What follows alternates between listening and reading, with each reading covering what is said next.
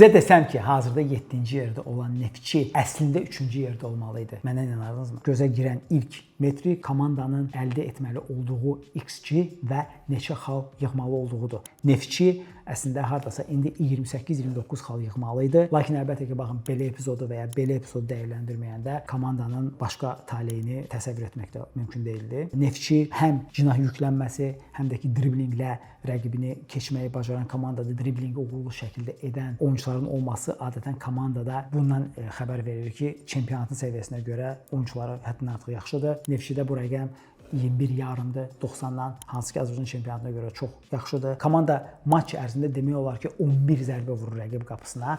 Ümumilikdə isə 190 zərbə endirib. Bu göstəricədə Neftçi sürpriz 3-cü yerdədir. Amma problem bitiricilikdədir. Yəni günün sonunda nə bilim biz 250 metrikindən danışa bilərik, yeni metriklər kəşf edə bilərik, amma bir metrik var ki, hər şeyin önündədir, hər şeyin fövqündədir. Bu da vurulan qollar. Yəni Neftçi yaratdığı hardasa 26-27 qolun yerinə cəmi 20 dəfə fərqlənib. Bu da komandaya 8-9 xal bahasına başa gəlir. Yəni uzun sözün qısası, Yuri Vernidub komandanın xüsusilə 10 nömrə mövqeyini fiks edə bilsə, yəni düzəldə bilsə və Neftçinin cinahdan olan yüklənməsini qoruya bilsə, biz ikinci dövrədən Neftçidən sıçrayış gözləyirik. Samir Abbasovun rəhbərliyi dövründə komandanın ən belə çaşdırıcı mövqeyi məhz orta sahəsinin təşkilatlanmasıdır.